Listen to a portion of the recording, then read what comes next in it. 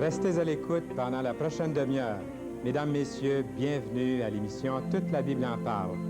C'est avec plaisir que je reçois à l'émission Monsieur et Madame Daniel et Hélène Paquette de Montréal. Daniel a été notre chroniqueur, vous vous souviendrez, à l'émission au cours des dernières années. Présentement, il se consacre à des études théologiques et son épouse, Hélène, travaille dans une garderie chrétienne. En plus de nous partager comment chacun a reconnu en Jésus son Sauveur, ils nous feront part de quelle manière Dieu les a conduits l'un à l'autre jusqu'au mariage. Daniel et Hélène ont expérimenté qu'on pouvait s'en remettre à Dieu pour toutes choses. C'est vrai, lorsqu'on veut aller sincèrement au Seigneur, nous pouvons réaliser un grand plan pour notre vie. J'aimerais vous lire quelque chose concernant ce plan, un livre intitulé « Le plan de Dieu et vous », et la deuxième partie du livre, « Le chemin du retour », un paragraphe ici à la page 7 dans ce livre. Un tas de fausses notions concernant le programme de Dieu sont largement répandues de nos jours. L'une d'entre elles est la formation d'une gigantesque organisation religieuse mondiale. Satan se réjouit de voir tout le temps et les efforts que beaucoup de chefs religieux consacrent à l'établissement d'une religion universelle, incorporant toutes les croyances et ne défendant aucun point de vue particulier. Cette religion réduit la Bible au niveau des autres livres dits sacrés et n'insiste pas sur la divinité de Jésus-Christ. Alors vous reconnaissez peut-être les sujets de conversation de notre pauvre monde aujourd'hui. Bien, nous aimerions vous l'offrir, c'est gratuit. Vos questions, vos remarques, vos conseils aussi en même temps, s'il vous plaît, appelez-nous. Votre âme est-elle angoissée? Denise Gaucher et Thérèse Lachapelle vous diront par leur chant que Jésus est notre espérance. Abandonnez-lui votre vie. Et Denise et Thérèse, nous vous accueillons, nous vous aimons, nous vous écoutons. C'est Jésus, notre espérance, dans les bons et mauvais jours, qu'il soit dans la souffrance, ton unique recours. Dis-lui toutes tes peines, il répondra car il t'aime.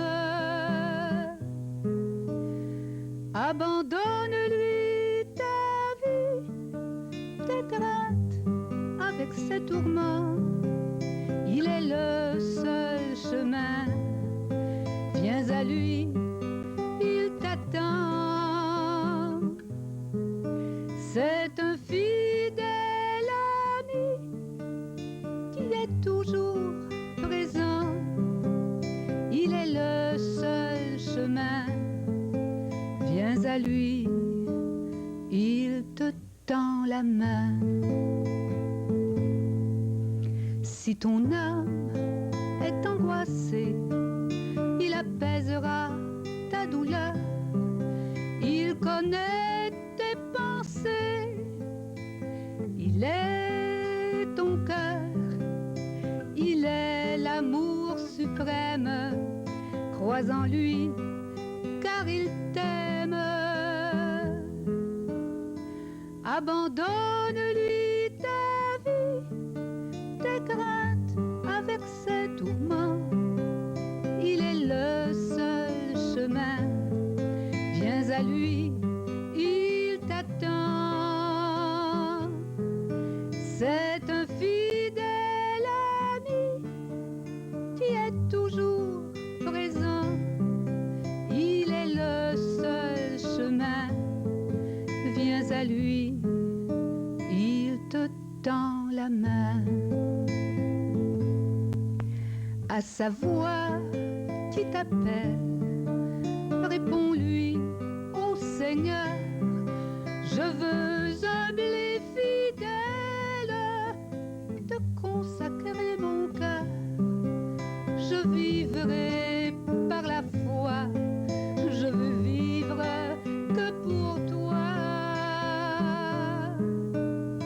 Abandonne-lui ta vie, tes craintes avec ses tourments.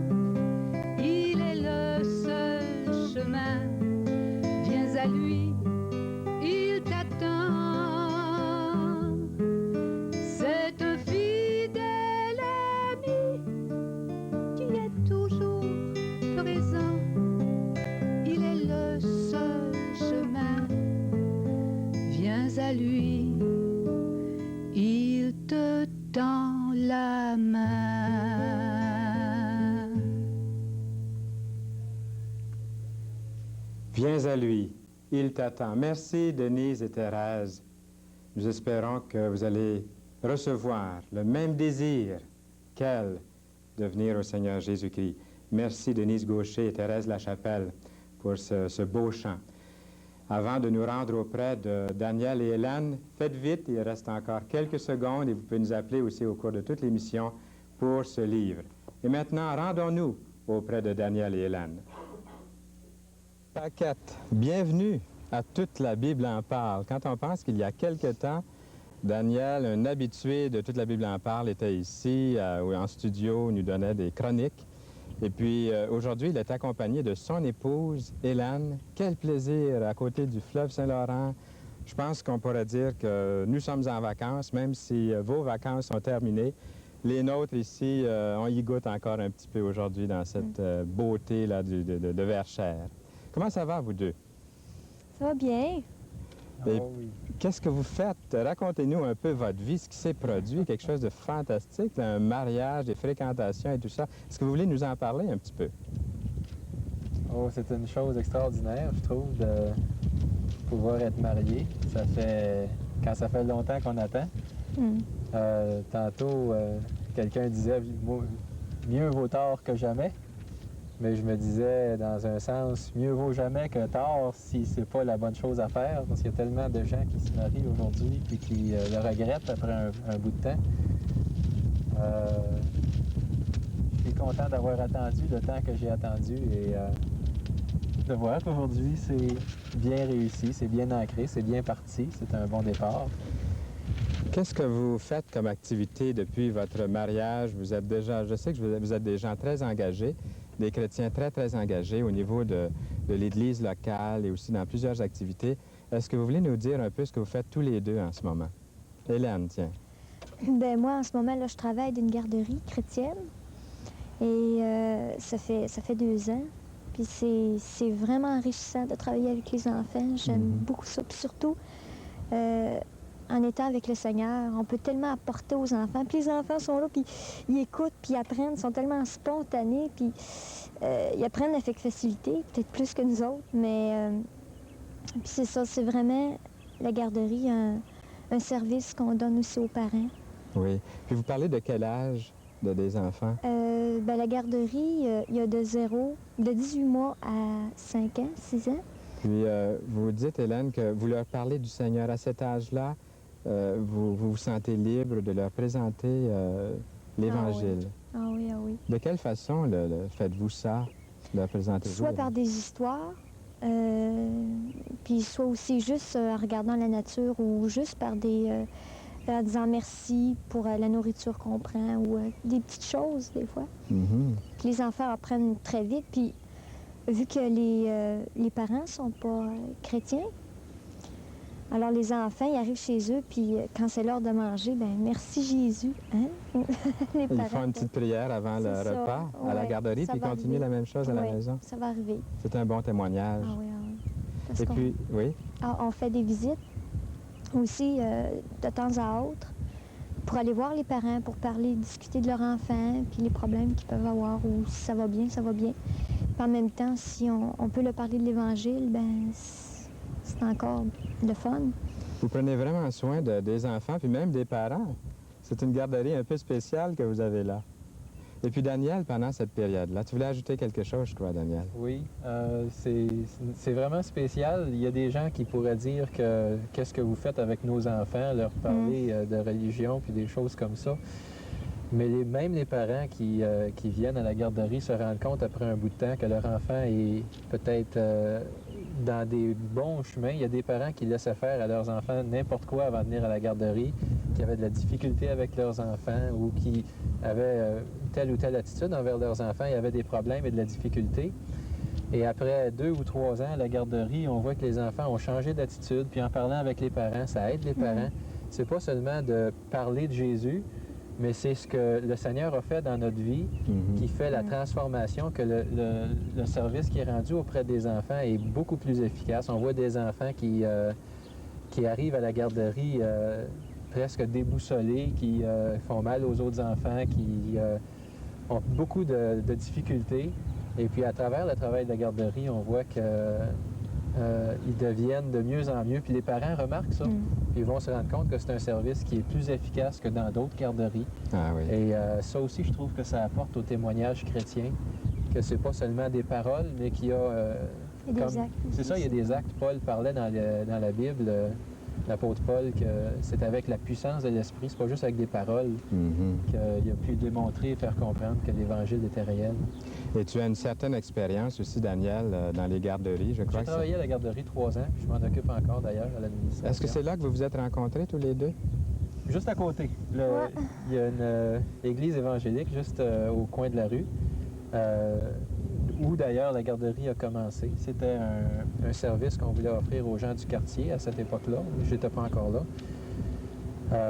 Justement pour aider les gens dans le milieu de Montréal, un milieu ouvrier où c'est assez difficile. Il y a beaucoup de familles monoparentales et ça a été un service qu'on a pu offrir aux gens du quartier pour leur dire que le Seigneur les aime, puis est compassionné et attentif à leurs besoins, leurs difficultés, là où ils sont. Puis c'est à la chapelle, juste à côté, qu'on s'est rencontrés. Et vous étiez tous les deux très engagés dans des choses très, très importantes, vitales de la vie. Puis je me pose la question, comment vous en êtes arrivés à vouloir vous marier ensemble? Est-ce que c'est trop indiscret de vous demander, durant vos fréquentations, est-ce que vos fréquentations ont été différentes du fait que vous étiez chrétien, si on compare avec des fréquentations mondaines, par exemple? Est-ce que vous voulez nous en parler un petit peu? Le jour et la nuit. Comment vous avez discerné la volonté de Dieu? Par la prière, en tout cas. C'est dur de dire discerner la volonté de Dieu. Au début, quand je l'ai... C'est ça, quand on s'est rencontrés juste pour se connaître un peu, ça vient pas comme ça, là. Ah, c'est lui. Non. Non, c'est vraiment à force de... C'est ça, de faire des choses ensemble, puis tout ça, puis par prière, puis que vraiment, quand on a vraiment le Seigneur dans nos vies... Justement, je pense que c'est là la clé. Vous soulignez le Seigneur dans nos vies. Vous avez tous les deux le Seigneur dans votre vie. On parle souvent de la nouvelle naissance ici à l'émission. Et vous avez expérimenté tous les deux la nouvelle naissance dans votre vie. Est-ce que brièvement, vous voulez nous en parler, puis ensuite nous parler de ces fréquentations et puis comment vous en êtes arrivé à connaître la volonté du Seigneur pour vous marier? Mais premièrement, est-ce que tu veux nous dire, Hélène, comment tu es né de nouveau? Comment tu as reçu cette nouvelle vie qu'on parle tellement souvent ici, dont on parle si fréquemment à l'émission? Bien, moi, ça fait déjà 4 ans là, que j'ai décidé de vraiment être avec le Seigneur, de vraiment le suivre. Puis c'est ma sœur qui m'en a parlé. C'est que je croyais en Dieu, mais c'était pas plus. C'était une fois par semaine à l'église. Puis j'avais rien d'autre dans ma vie. J'étais pas... je mettais pas tout ce que j'avais sur Dieu. Je mettais pas vraiment ma confiance en Dieu. Et puis, c'est ça, quand elle m'a parlé que Jésus, que Dieu, c'était vraiment un père pour ses enfants. Mais je le voyais pas comme ça, pas comme un père. Je voyais plutôt Dieu, moi. Très loin. Puis oui. Fait que c'est ça, mais elle m'en parlait plus intimement. Tu sais, que Dieu connaissait tous mes besoins, que Dieu était vraiment un appui, puis que lui seul pouvait répondre à ce que je voulais, à ce que... Et puis, comme ça, j'ai vraiment pris conscience que j'étais perdue, puis que j'avais besoin de lui. Donc, quand vous vous êtes connus tous les deux, vous aimiez déjà tous les deux le Seigneur et déjà vous aviez cette nouvelle vie. Daniel, tu nous en avais déjà parlé à l'émission, de ton témoignage à l'émission Toute la Bible en parle, peut-être il y a 1 an ou 2 ou 3 ans, puisque tu étais à l'émission à ce moment-là. Est-ce que tu veux résumer un petit peu? Je sais que toi, le Seigneur t'a parlé d'une façon spéciale, je crois, dans l'Ouest américain, à quelque part. Oui, c'est ça. Je pourrais peut-être répondre à cette question-là tout en parlant un petit peu de ma conception du mariage. OK. Je suis marié aujourd'hui, mais ça n'a pas toujours été dans mon idée. Avant de me tourner au Seigneur, c'était d'ailleurs une chose que je croyais qu'il était impossible de réussir à faire, puis de passer au travers de la vie avec vraiment le maximum de chances de réussite du mariage. Alors, j'ai vu quelques couples qui y sont arrivés, mais surtout dans le monde où on vit aujourd'hui, se marier, c'est presque une abomination. Les gens disent aujourd'hui, je me marie jusqu'à temps que ça ne me tente plus. Ils ne cherchent pas vraiment la volonté de Dieu. C'est sûrement ça. Et je voyais pas pourquoi est-ce que je me marierais avec quelqu'un qui peut-être après quelques années dirait « Oh, ça me tente plus, je veux plus de toi, je vais m'en aller. » Parce que tu es trop comme ci, comme ça, comme ça. Puis je le savais, j'étais comme ci, comme ça, comme ça. Je suis pas parfait, loin de là. Elle commence à s'en rendre compte d'ailleurs. Mais c'est là qu'est le test d'amour. Quand on s'en aperçoit puis qu'on continue, on persévère. Et c'est là qu'est l'amour. C'est ça, l'amour commence quand on se rend compte que l'autre est vraiment pas à la hauteur de ce qu'on s'attendait. Et c'est ça que Dieu a fait pour moi. C'est qu'il m'a aimé quand même que j'étais un pécheur. Je dis, c'est pas compliqué de savoir qu'on est un pécheur. La difficulté à reconnaître, c'est que quand Jésus-Christ est mort sur la croix, il est mort pour mes péchés. Amen. Puis de reconnaître ça, ça ne m'intéressait pas tellement. Puis c'est au cours d'un voyage aux États-Unis, justement, où des gens m'ont présenté l'Évangile et où j'étais rendu à un tel point à me rendre compte que non seulement, premièrement, je ne me marierais pas, mais pourquoi est-ce que j'aurais même des enfants? J'avais rien à leur donner. C'était noir, c'était vide en dedans de moi. Puis je voyais pas qu'est-ce que je pourrais donner à un enfant en ayant un enfant, amener un autre enfant dans la misère du monde. Je ne pouvais pas comprendre ça.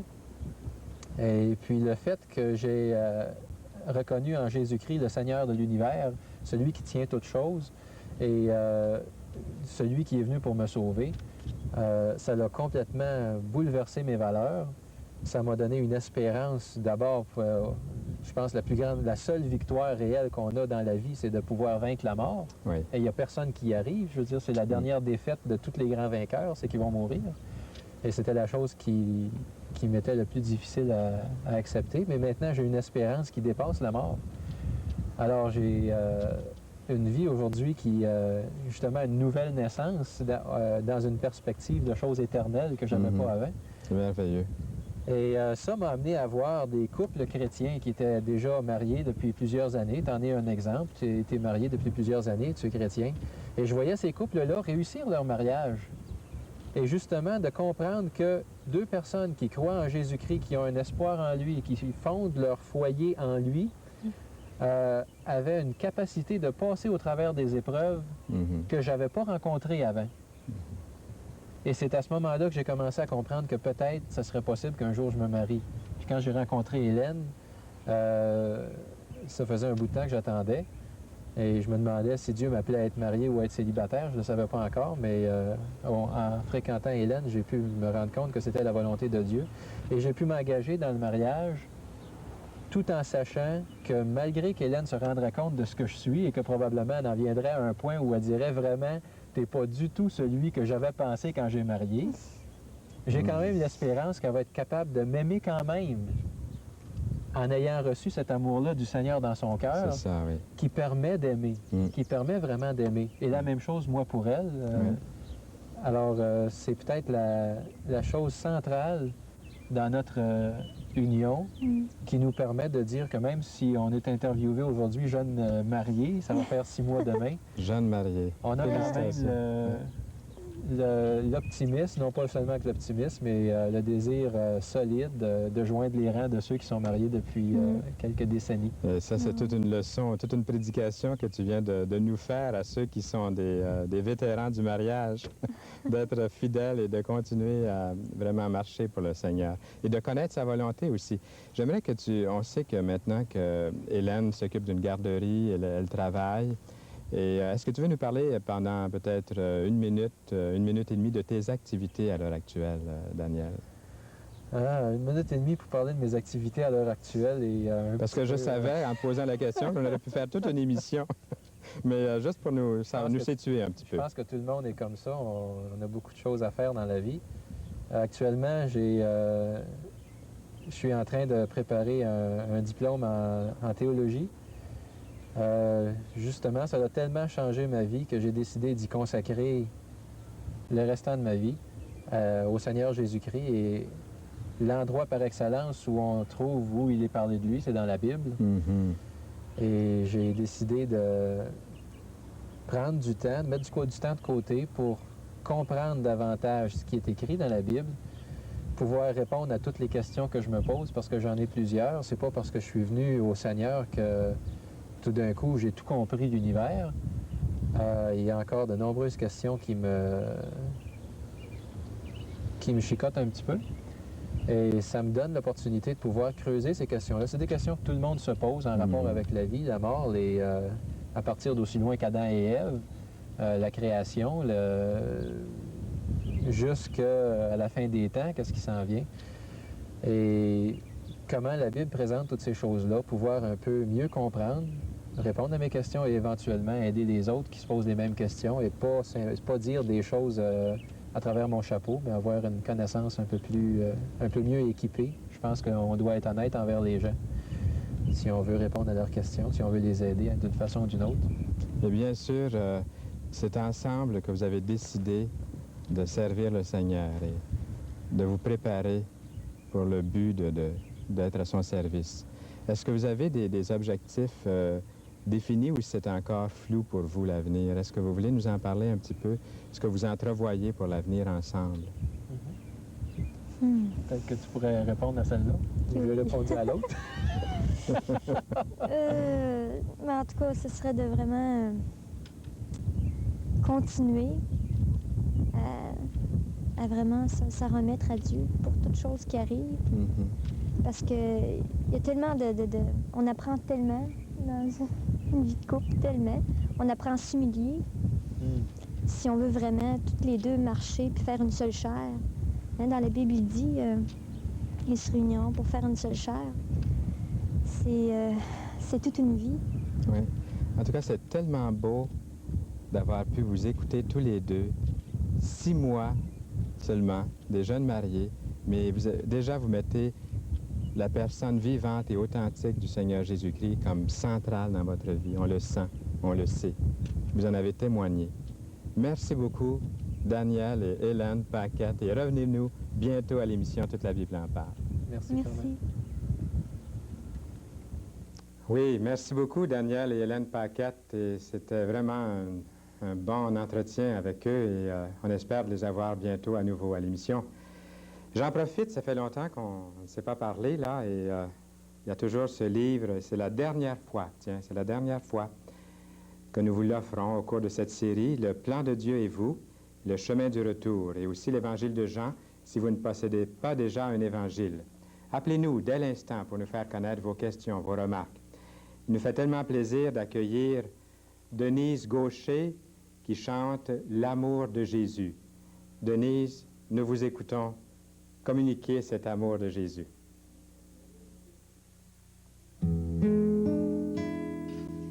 L'amour de Jésus n'est pas un jeu, mes frères. Il est venu nous donner l'exemple sur la terre. Il a tracé la route que nous aurions à faire. N'ayons pas dans notre cœur de doute, reflétons sa lumière. Notre Sauveur pour nous s'est abaissé, lui qui était sur un trône élevé. Il a payé le prix de nos péchés, de tous abandonnés. Il a donné l'exemple d'aimer d'un grand amour, en buvant la coupe de douleur pour tous les pécheurs, avec ses apôtres, mit le comble à son amour. À leurs pieds, il s'est agenouillé pour les laver.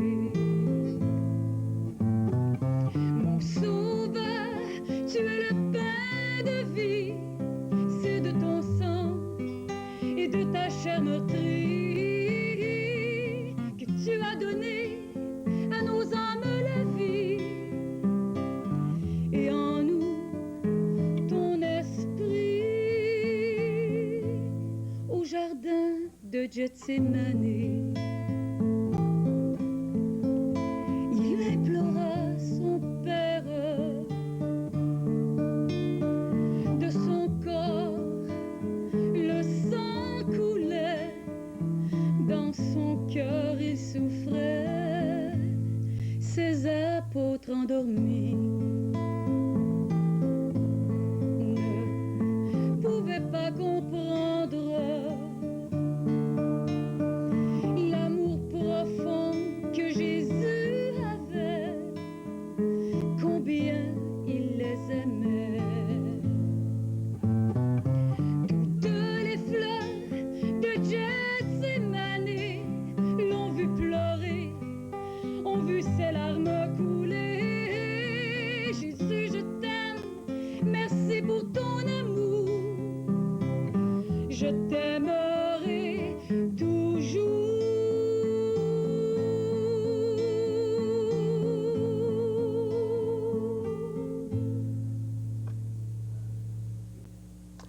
Merci Jésus, je t'aime. Merci beaucoup Denise Gaucher et Thérèse Lachapelle d'avoir été des nôtres aujourd'hui à l'émission Toute la Bible en parle. Merci, merci, merci. Et puis on espère qu'un jour vous allez nous revenir à nouveau. Nous avons le temps, juste le temps de vous offrir encore le plan de Dieu et vous. Et c'est vraiment la dernière émission au cours de laquelle nous vous offrons, c'est la dernière fois, et vous pouvez encore appeler pour faire la demande de ce livre et aussi un évangile de Jean vous est offert gratuitement. Il vous suffit d'en faire la demande. À la prochaine émission, à la partie musicale, nous recevrons M. et Mme Bill et Marianne Snyder de Dorval et notre invité sera Jean-Claude Roy de La Prairie qui nous entretiendra sur ce qu'implique croire en Dieu. Et ce que ça implique aussi, avoir la paix du Seigneur dans notre vie. Eh bien, en ce qui nous concerne ici, toute l'équipe de Toute la Bible en parle, et ça représente pas mal de monde qu'on ne voit pas ici, là, devant la caméra, derrière les caméras ou devant les caméras, vous disent bonne semaine et que la paix du Seigneur Jésus-Christ vous remplisse et vous inonde. Que la paix soit avec vous.